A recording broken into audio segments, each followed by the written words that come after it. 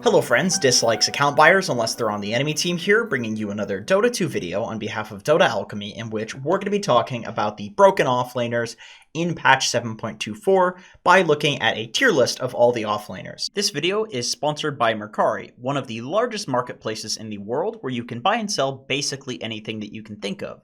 They've recently released a shop where you can buy and sell digital products, starting with skins for miscellaneous Steam games, most importantly, Dota 2, directly from your Steam inventory by connecting your Steam account. Transactions are safe because Mercari is holding all payments until the trading is complete. Mercari is free to join and easy to use, so give it a try using the link in the description below. So let's start with the S tier heroes. We have Mars and Puck. Mars. What can I say about this hero? Anytime you take a hero and you give it something that it couldn't ever do before, and now it can, that's when heroes become broken. Heroes don't become broken when you get +5 stats or +5 damage on some spell. That's cool. And if you're a hero player and you get those buffs, it's like, all right, game's going to be easier. But where heroes become broken is when you add things they couldn't do. And Mars, he can now set up for his own Spear of Mars, which is supposed to be a skill shot. Imagine if Pudge had set up for Hook. Imagine if Mirana had set up for Arrow. It wouldn't be okay. So Spear of Mars is now something that you can set up with a 2-second, almost Venomous Gale level slow, so almost 50% slow for 2 seconds. Like, this is a almost guaranteed setup. There are so many people that I've seen that I'll drop my ult and they try to dodge, and it's just like, what are you doing? Smash! Throw the spear. It's guaranteed. So it's also been buffed in other ways. I think they gave it a little bit more damage. They gave it, for instead of a 1.5 seconds slow, it's 2 seconds. So they're doing the little stat buffs, which is cool, but good God, it didn't need it. So this is an amazing ability now. Even without setting up for the Spear of Mars, 2 seconds slow is great for the laning phase. You can hit people a couple of times in a 2 seconds slow. It's good for team fights for the exact same reason. So it's not a bad ability on its own. Bulwark. They also added an active to this ability. I'm not entirely sure why, but it does two things, the active. So it takes 70% of projectiles, and they now go to Mars, which is cool because you have 70% damage reduction. So that's very effective. Mars is literally a tank now, which is very great. It's very hard to siege high ground against a Mars because he just sits there with his big shield, and it's like 300 with the Spartans. It's ridiculous. So even without this, even if the ability, the active ability, just made it so that he's facing a particular direction, this would still be extremely strong. Because think about Bristleback. That hero, if he's running away from you, you're hitting his back. But he's running away from you, so he's not going to get any closer unless you chase him. So that's why they say don't chase Bristle. If he's running towards you, well, then you do more damage to him because he's not facing away from you. Mars can face you and get the damage reduction, and he can walk in any direction. And sure, it's slowed, but he has a move speed talent. He builds move speed items like phase boots. You can get a windlace, maybe drums, one of the neutral items that gives you move speed. So this hero can just face whatever direction, take 70% damage reduction, and walk in whatever direction that he wants, which is crazy, on top of all of this other stuff. And if we look at the scaling on this, 40% damage reduction at level 1 on Bulwark. Now look at Bristleback. 40% at level 4. How is this balanced?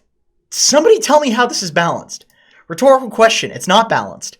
So to top it all off, Arena of Blood now kills trees, which means people can't just run away from you in trees. Before, you had this choice of throwing a spear and catching them, but they're going to get caught on a tree, or dropping Arena of Blood and not being able to spear them into the edge. So now you drop with the Arena of Blood, trees die, throw the spear, they're done. So this hero, very strong. Would recommend spamming it if you haven't already started spamming it as an offlaner. Puck. Puck is tried and true at this point. One of the best things about this hero, I gotta say, is just the ability to go to any lane after you get level 6, Dream Coil somebody for 6 seconds, silence them for 3.5 seconds. There are so many mobile heroes still being picked in Dota where this is basically the only combo that kills them. People seem to have so much HP now with these neutral items and bracers and small stat items. So it's very hard to kill people, and Puck makes it easy, which is quite nice. On top of that, Puck's laning is still excellent, still very hard to kill. One of the best offlaners, maybe falling off a little bit as a mid laner because the changes to the talents made it so that Puck is less of like a right clicker. That whole Deso build kind of fell off. But as an offlaner, you were supposed to go the 200 cast range anyway. That still exists. The 15% spell amp, that's still there. I actually think the phase shift attack being added to the 15 talent is a buff to offlane Puck, because now you can get the phase shift attack if you pick up like a Grove Bow that essentially functions as a Veil, or you can go for like a late game build. Essentially having the 200 cast range plus the phase shift attack is pretty damn cool. On top of this, this new 25 talent, it's better than the old one. It's better than Dream Coil Rapid Fire. 425 Waning Rift AoE and range. It's I don't understand. I just got, like, that's all I'm going to say. I don't understand. Silence is permanent at level 25 because you get the other talent for 9-second Waning Rift cooldown reduction. So it's almost permanent. You have the entire team fight permanently silenced. I don't care if you have BKBs. I mean, at this point, you're going to have like 4-second, 5-second BKBs anyway. But even if you have BKBs, the supports are silenced. You have to BKB because Puck is perma-silencing you because it's this giant AoE. And then also your escape potential goes up too because that increases your range as well as the AoE, which just blows my mind. So Puck in a fantastic spot, one of the best offlaners in the game, makes a lot of other heroes strong, makes a lot of heroes on the enemy team not viable. And yeah, just in a great spot, needs a lot more nerfs. Okay, now we have the A-tier heroes, and this is where it gets a little bit more interesting, maybe minus the Mars and the S-tier heroes, because a lot of these heroes are pretty new, or maybe you wouldn't expect them to be in the A-tier after they've been falling down the tiers in the previous patches. So we have SLARDAR, Enchantress, Batrider, Legion Commander, and Axe. So SLARDAR, pretty simple. They added 10 move speed to this hero, which is great with Guardian Sprint because Guardian Sprint gives you a percentage increased move speed. On top of this, you can build like phase boots, drums, windlace, and this guy is like hella speedy. So they did reduce the bash of the deep damage a little bit in the early levels, but you're an offlaner, you get levels, you don't really care that much about doing a crap load of damage or anything like that. A lot of people are going a little more points in the Slithering Crush. This hero also loves to build Vlad, he loves to build, Bassi and have the mana component to that so he can spam out his Slithering Crush in the lane. There's a lot of reasons why SLARDAR is quite good right now, and one of the main ones is definitely the fact that, think about the carries that are popular right now. You have Lifestealer, you have Slark, you have Phantom Lancer, Juggernaut. Juggernaut and Lifestealer hard countered by SLARDAR in the laning phase. Phantom Lancer and Slark, I don't really see that they completely hard counter SLARDAR. I feel like SLARDAR will have, especially with a good support, like a Snapfire tree or something like that, I think SLARDAR will crush a lane against those typical carries that maybe aren't necessarily countered by SLARDAR, but they're still melee heroes, right? So SLARDAR is basically always going to have a good game in this patch, and that's pretty important. The way that I ranked a lot of these heroes was based on, okay, if I pick this, am I getting countered?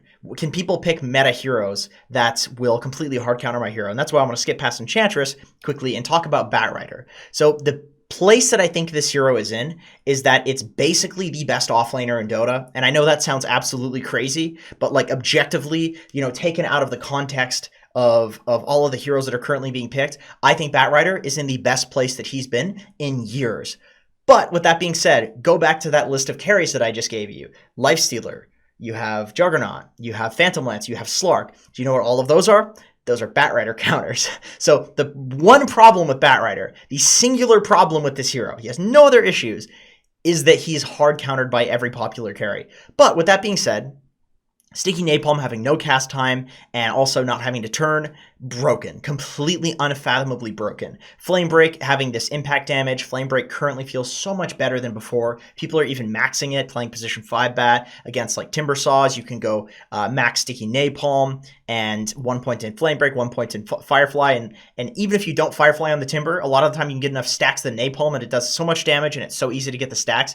You just throw a Flame Break and they're 10% HP. And if you dive them with Firefly, they're dead. The bonus vision from this ability is extremely nice. I think people have gotten a lot better at playing around this bonus vision, and especially if you pick up something like a Vampire Fangs or something that increases your vision, it's pretty nice. So Flaming Lasso, I mean, obviously this has always been a good ability. The talents on Batrider are fantastic. People are being smarter. They're building like the 5 armor, 300 health, building more of like a tanky offlaner kind of Batrider. Travels First is a very popular build that people are going. You have this global potential of like killing anybody on the map. Really limits the enemy team's farm to have a Batrider flying around with max napalm that can just get on top of you outside of the laning phase. So good hero, very good hero, would be the best if it weren't for all of the counters.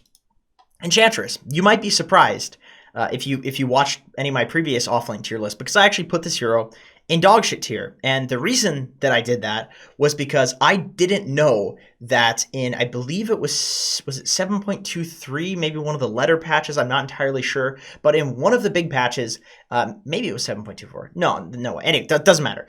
In one of the patches, they added this max health bonus to creeps, and they added a damage bonus to creeps. They basically reworked enchant, and it's incredibly good, but the tooltip remained the same as it was before it was changed. So I had no idea that this new enchant did this, but with the new creep, you can send it out and push a lane, and it legitimately will push the lane to the enemy team's barracks if they don't deal with it. So now Enchantress has this way of farming and pushing waves, and good God, that's been her problem forever, is not being able to do that. I know everybody's ranting and raving about Impetus before level 6.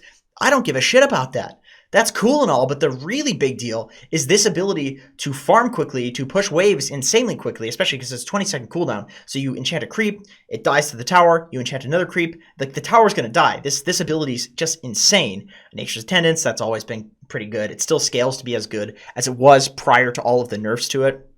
Untouchable now pierces spell immunity, so even if people get BKBs, I see life stealers all the time getting picked against Enchantress, and people rage and run at her. It's like, why are you raging? Like, do you really want the move speed? I feel like you're raging because you think it gives you it lets you go through Untouchable, but it doesn't anymore. And Impetus in the lane, yes, of course, this is going to be good. Once you hit like level 3, level 5, this hero is quite hard to lane against instead of hitting level 6 as before. So definitely strong hero, but the big thing that I think makes her strong is this enchant. It is so nice to not have the big glaring issue in the hero, which is the inability to farm. You can actually get very farmed with that creep, pushing down a lane.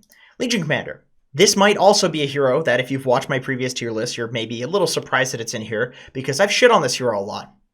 But with that being said, going back to the list of carries, you have Lifestealer, you have Slark, you have Phantom Lancer. She clears the illusions. Legion Commander is considered a Slark counter because you duel him with Blade Mail and he dies from full HP. Complete hard counter to Jug because you do physical damage in the laning stage with Moment of Courage. You have move speed, so you just run out of a spin. Good luck trying to be faster than Legion Commander with the Juggernaut. It's not going to happen. You're not going to be able to spin her down. So basically, Legion Commander is extremely strong right now, and her win rate is going up because she's very strong against all of the current carries and pretty good against all the current supports as well. If you pick a Disruptor versus this hero, if you pick a Lich versus this hero, doesn't really do that much.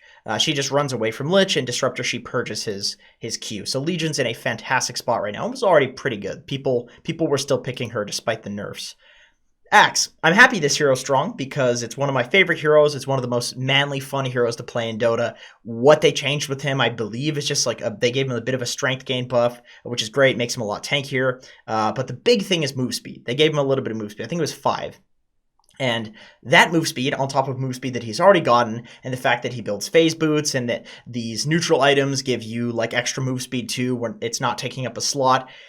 This hero is fast, man, especially when you get the 30 move speed talent. I swear to God, the amount of times that I've been running behind the enemy tower, cutting the wave, and the supports both run at me, and you just battle hunger the creep wave or battle hunger a support, you're zooming. They can't catch you. It's not possible. And I think that because tri-lanes to some degree are back, either your team's going to be possibly tri-laning or their team might start as a tri-lane. Cutting the wave for both of those reasons is quite strong. And if you want to name the best wave cutter in the game, like 90% of people are going to say, okay, Axe, Batrider, Centaur. But Axe is almost always at the top of that list because he just spins the wave down and tanks it and has that base regen. So Axe in an excellent spot right now. Next, let's talk about the B tier heroes. So these are heroes that are good, but not broken by any means. Just solid heroes. If you spam them, if you're a hero player, like a Beastmaster player, pick it in every game. Sure, it's good. You're always going to just generically have a decent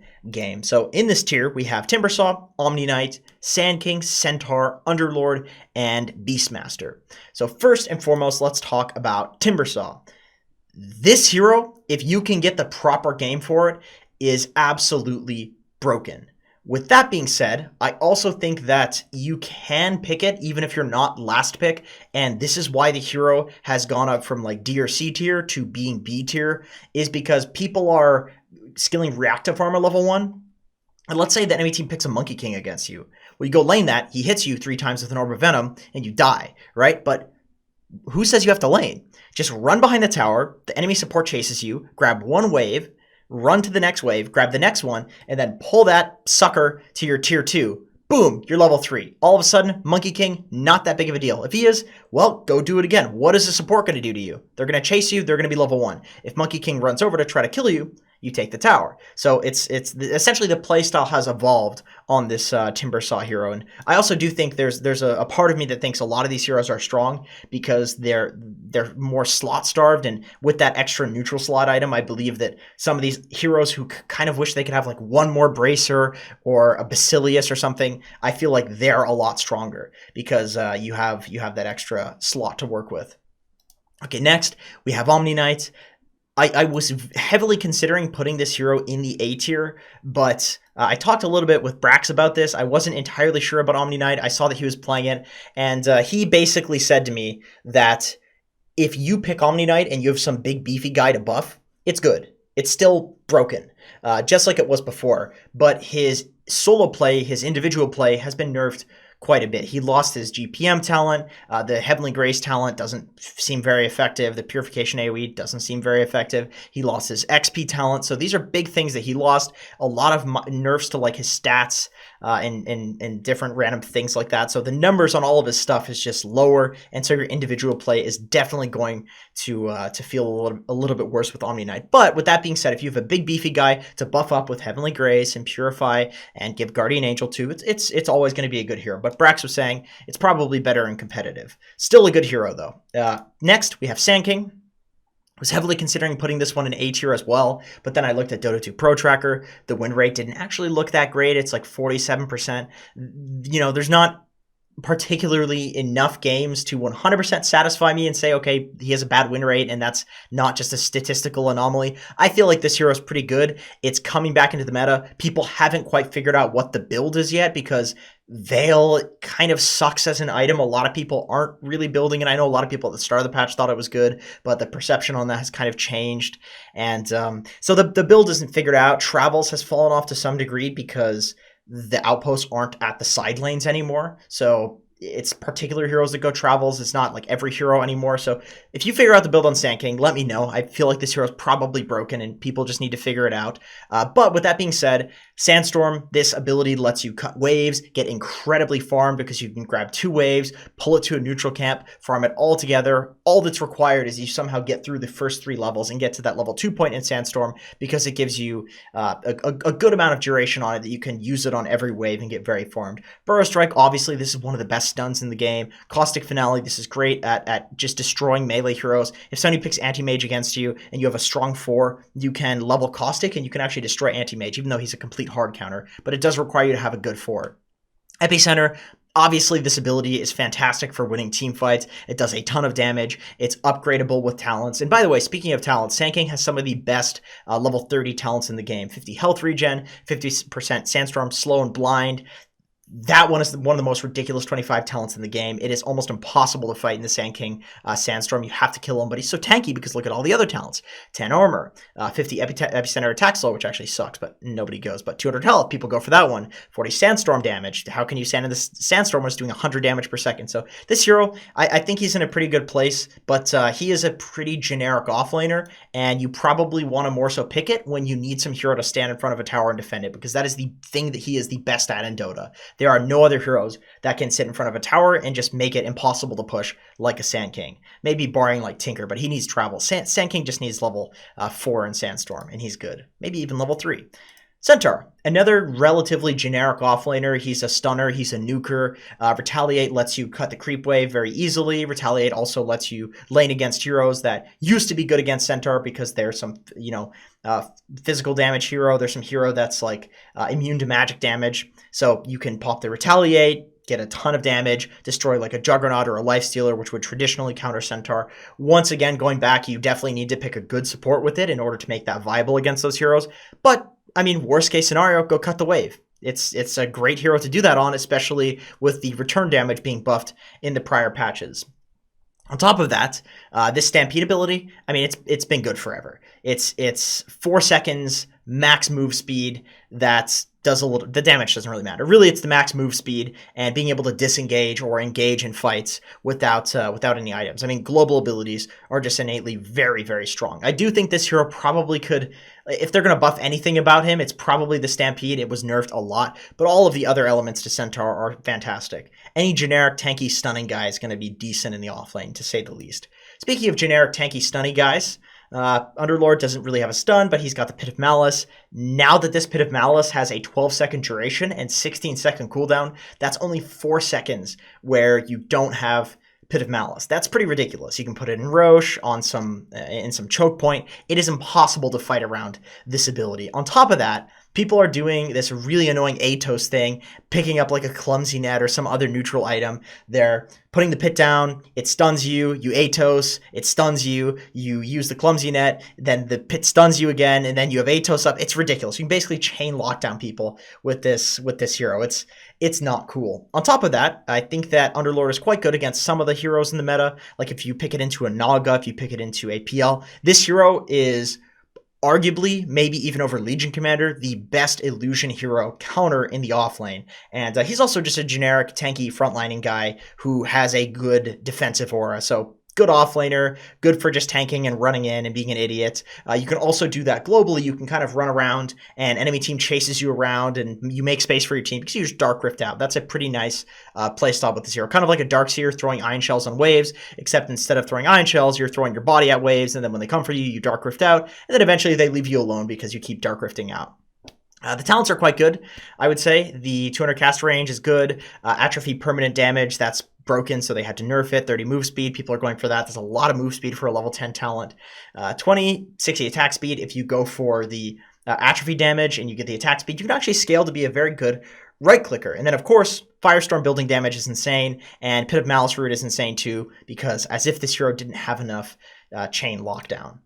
Finally, we have Beastmaster. So this is a tried and true hero. It's one of the classic offlaners. You run at the lane. You're always going to do pretty well because you can always farm the jungle with Call of the Wild. I really think that with the buffs to this hero and how all of the items that he likes to already build are strong, he would be S tier if it weren't for counters to him being strong. Like Naga is strong, PL is strong. Even Jug and Nakes are arguably good against Beast in the lane because Magic Immunity, the board doesn't go through Magic Immunity anymore, so those heroes can just run down a Beastmaster or at least run down the boar and then prevent Beast from being a dominant laner. But with that being said, if you can get a good support with him and essentially protect the boar, you're going to do fine no matter what. The PLs and the Nagas are an issue, so you need to make sure that you're picking an illusion killing hero on one of your other heroes if you do pick a Beastmaster. Other than that, Primal Roar, BKB Piercing, Disable, it's always been very excellent. These BKB heroes can't just run around the map. BKB TPing, or I should say Magic Immunity TPing, this Inner Beast, it's one of the best 5-manning abilities in the game. Call of the Wild, I don't know why, but in the past few patches, I've really felt like the vision from this is amazing, just because people are spamming sentries on the ground constantly. There's tons of like double high grounds and high grounds that you have to walk up. The map has just changed where the Hawk is very, very valuable. I believe there was also some change with like the armor in the game, or it was something with the Stout Shield changes where people are saying the boar does more damage now, which I'm not 100% sure about, but given that Beastmaster's win rate is looking pretty nice, maybe they're right. But I think that they would be even more right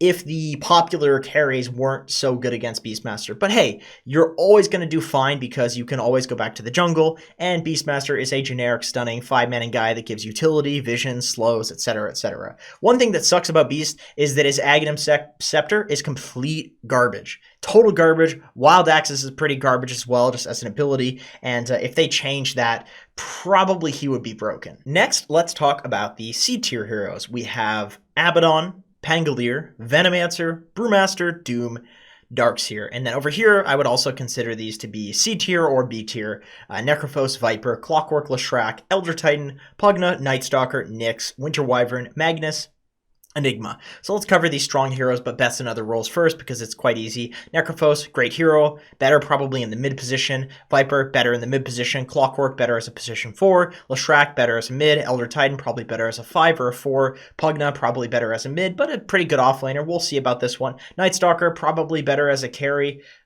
This is another one that we'll see, maybe. I'm not entirely sure. If you pick it as a carry, you need to have some like SF or OD mid, and that was really big for a while there. Nyx Assassin, probably better as a pos 4 or pos 5, but a fantastic hero, especially with the pure damage on the ultimate. Winter Wyvern, excellent hero. I think he can do everything, or she can do everything that you could do as an offlaner, as a position 4. Magnus, better mid hero, takes a lot of farm. If you want to build in like Vlads and things like that, you probably want to pick something that's not a Magnus. If you want to build into Echo Saber, you'd rather be mid. Enigma, better as a pos 4 because whenever you're in Enigma, you just take the farm priority in the game. You are the carry, essentially.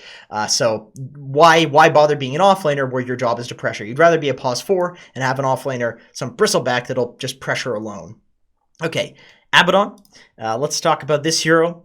Nerfed so many goddamn times, but just doesn't seem to fall off. I don't know why, but, well, I do know why. This strong dispel from a Photic Shield is just too good. They, for whatever reason, aren't nerfing this ability at all. They're nerfing everything else about him. They nerfed Curse of Avernus. They nerfed a Photic Shield, or sorry, Mistcoil recently. But the Purge is the best thing about this hero, and he's a great aura builder. Curse of Avernus is still great at max level, and of course, Borrowed Time is Borrowed Time. This makes Abaddon impossible to focus in team fights. They did remove the XP talent, which was very good for Abaddon. Obviously, that gave him levels, which would get him to those later talents that now it's kind of hard to get to, but still an excellent 5-manning hero. And I think if it were for the XP talent, if the XP talent were still there, this hero would be way better because then you have the potential of just farming, but now you kind of have to 5-man and you can sometimes fall off if your game's not going too well. But you're a Purge, and Purges are good. Pangolier, specialty hero. If you're a good Pango, it's broken. Play it. But it is being picked a lot in the mid lane. It's kind of like right now Pango players are just playing Pango in whatever role. They don't really care. They just play Pango when they feel like it's a good Pango game, when they want to play Pango. This is one of the most skill-based heroes in Dota. And if you can play it, just play it. But it's a good hero because, well, I think he benefits massively from the neutral items. You get like a Spell Prism. Because this hero is like a right clicker as well as a utility hero. He just does everything so well. So any neutral item really benefits him. I think there are a lot of builds you can do on him. Like you can go Vlads. I saw 33 was doing that on Pango. You can go for like Pipe. You can go for the Javelin into like Maelstrom and that sort of thing. There's so much good about this hero. And also one of the best level 30s in the game. Venomancer. How the mighty have fallen. He is definitely punishable by some of the strong carries right now. Jug does fine against Veno. Lifestealer does fine against Veno. Phantom Lancer even does fine against Veno. I remember people back when Peel wasn't even good. People were picking Phantom Lancer as a counter to Venomancer. So pretty decent. Morphling, obviously hard counters. I say obviously because I think in my last few videos when I talked about Veno, I was like Morphling. You know, that's probably the hardest counter because how can you ever kill a Morphling with Venomancer? So still a decent hero though. Still a very decent hero. Very good at controlling areas of the map. The Poison Nova damage in a team fight, you're almost always going to do the highest hero damage in the game. I would be very shocked. It would have to be like a Zeus or a Tinker that's going to do more than you. So this hero is fantastic when it comes to just putting out raw team fight damage. But BKB completely hard counters him. So that's one unfortunate thing. Brewmaster. I thought this hero was going to be a lot better with the changes. He's been buffed quite a few times. Cinder Brew was reworked. I thought it was way better than it was before, where now it's just any magic damage and you get the Ignite. So 80 mana at level 1 for 100 damage and 24 move slow. That's pretty good. That's actually pretty good.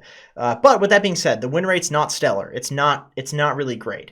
Maybe because the hero is a little too slow for a fighting meta where you can't really fight around this 140-second primal split cooldown. But with that being said, like I said, tons of buffs, really great Vlad's builder, really great Pipe builder. You don't need Blink anymore because of Drunken Brawler, so still a great hero. I don't want to talk like the CT heroes are bad. They're obviously fine. Doom, nerfed a lot. Scorched Earth, this 9% speed at level 1, it still scales to be the same, but it's honestly a setback. I have to say, I've played Doom and it doesn't feel anywhere near as powerful as it was before. I can list off all of the spells and what sucks about them, but the thing is they sucked before, and the only reason that it's apparent that they suck now is because the things that were good suck as well. Like Devour sucks in the early levels, Scorched Earth sucks in the early levels. So this hero is more of a late gamer. Before you would do really well in the early game and in the mid to late game, but now it's just late game. But still amazing in the late game. So definitely not a dog shit tier hero by any means.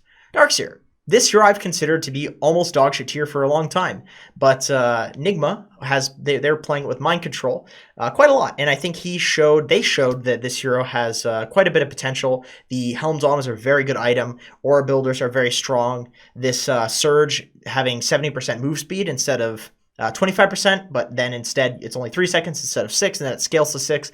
This is much better because all you need is 3 seconds of fast move speed, and boom, you're away from the hero that's going to kill you. And then you both are slow, but who cares because you're far away from them. It's all about that burst. It's like a hero having some damage over time ability versus some burst ability. You would rather Laguna Blade over some damage over time ability that does the exact same amount of damage in most situations. I mean, unless you're playing it's like a Faceless Void or something. So Darkseer feels pretty decent right now, and just very tanky, team fighting, aura builder, very generic offlane. Finally, we're going to talk about our D tier heroes. We have Bristleback, Kunkka, Earthshaker, Ogre Magi, Tidehunter, Bounty Hunter. So some of these are actually upgrades. Kunkka, I would say I wouldn't really consider him an offlaner in the last patch. In Bounty Hunter, I also wouldn't consider an offlaner in the last patch, but they've been buffed enough and they've been changed where, like, I saw people playing with this Aghanim Scepter on Bounty Hunter and building Vlads and things like that and going into an eventual Ags. I actually think as an offlaner, it's probably not that bad. But like I said, it's not that bad, but there are better options. It is still Bounty Hunter. It is still not that great of a hero. I could be wrong about that. It seems okay once you get to the Aghanim Scepter. Once you get to the late game, it is pretty cool. But definitely a hero that, like, no way of killing waves or anything like that. But you can definitely snowball with BH. Like, he actually rose up from dog shit to being potential offlaner. Kunkka, I think this Aghanim Scepter upgrade is really cool, where you have, like, the tons of torrents. Henry was, he would go for the Aghanim Scepter and then Refresher, and it's just this permanent torrents, and you get the torrent radius, and it's really cool. So I think there's a lot of potential for growth for this Kunkka hero when people do start playing it, but I think it's not a mid laner anymore. I think it's probably an offlaner. Earthshaker, very strong against PL, very strong against a lot of the current safe lane heroes that are basically all melee heroes. But with that being said, the Aghanim Scepter Enchant Totem, good God, it's slow. It is so much worse than before, and that is unfortunate. But this hero still does the same amount of damage. This hero is still quite powerful when you do get on top of people. Maybe the Aghanim Scepter is not the best item. At least maybe it's not the best first item to go for anymore because it's pretty slow. Bristleback. Bristleback, I considered for a while that he was probably a carry, but the meta has changed to the point where people are picking, like, you know, Timber carry. I'm seeing Abaddon carry. I'm seeing a lot of these weird side laners that aren't really, like, you know, anti-mages, Slarks. There's like the Slark and anti-mage and PL players, and then there's these people that are picking these crazy, like, Monkey Kings and fighting, or Jugs and they're fighting. And I think Bristle is actually decent if you have other heroes that are stunners, if you have other semi-carries too, where you need some more carry potential in the offlane. Also very good against these magic immune heroes. It's good against Juggernaut, good against Lifestealer. Well, decent against Lifesteal. The Lifesteal is a little bit of an issue, but Bristle's physical damage, decent against PL as well. Ogre Magi, good because of the Arcana. No, I'm just kidding.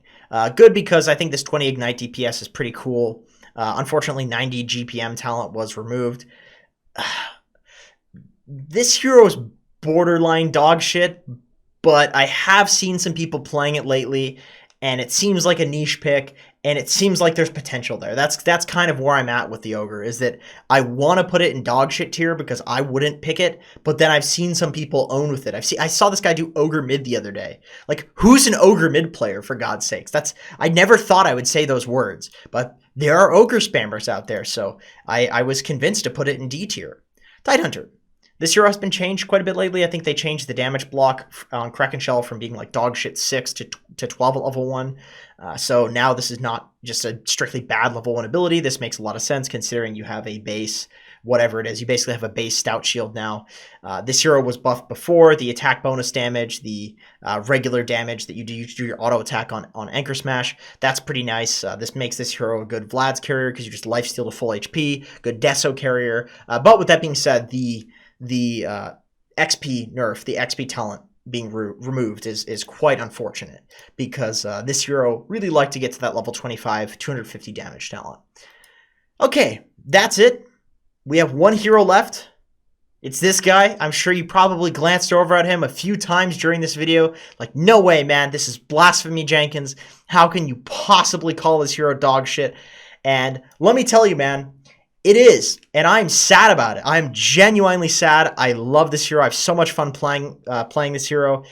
They've hurt Pudge so many times in a row. They removed his gold talent. They've removed the XP talent, which was just the best thing about the hero that made it so that he could actually scale and be a core.